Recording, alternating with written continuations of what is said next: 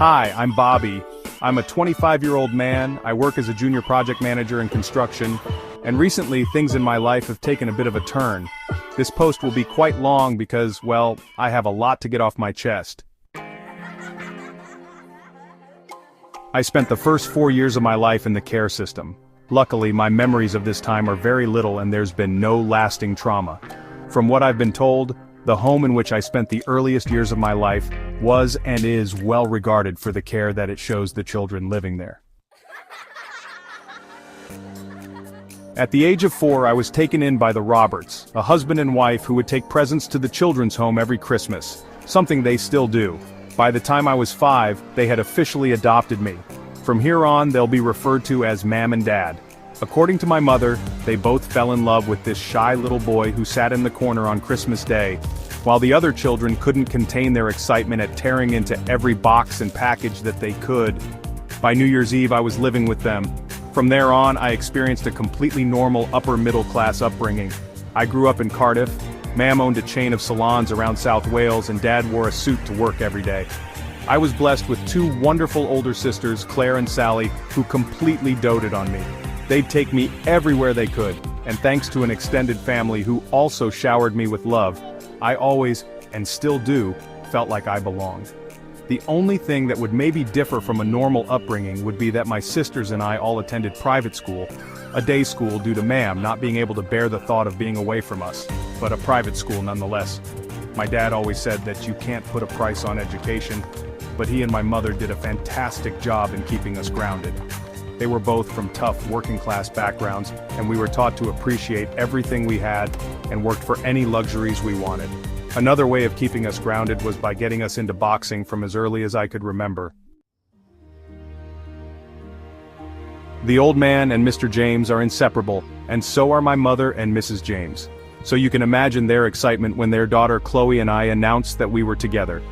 Due to the closeness of our parents, we spent a lot of time together growing up, and I can't deny that I always had a soft spot for Chloe, which would often be projected through childish teasing. Well, one day Chloe and I were at the gym.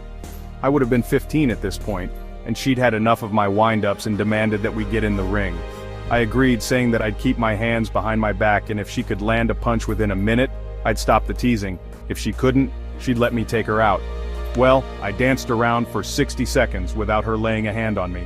As the timer rang to signal that a minute was up, she landed a right hook that Mike Tyson would have been proud of. Nose bleeding, pride hurting, I got to my feet. She approached, wiped the blood away, then kissed me softly on the lips. 10 years later, we've been married 3 years and have twins Seren and Lou. I love her with all my heart.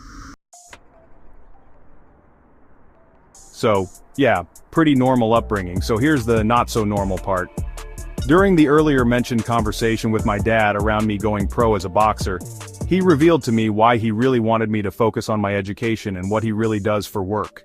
You see, growing up in a working-class family in Ely, opportunities to succeed at the time were few and far between.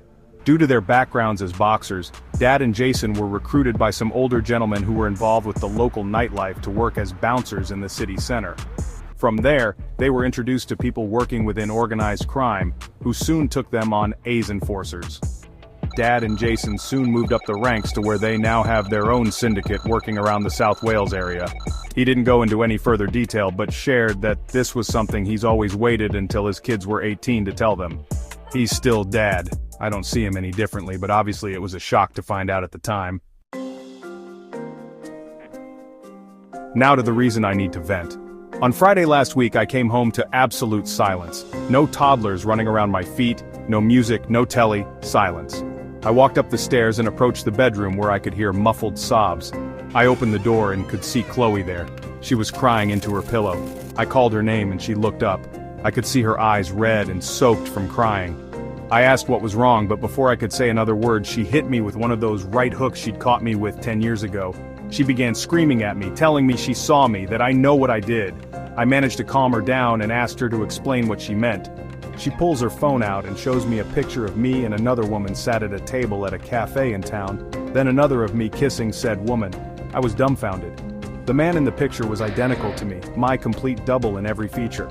I was dumbfounded but managed to log on to the CCTV from my work that clearly shows that I was on site all day. Chloe apologized for hitting me, but honestly I couldn't blame her.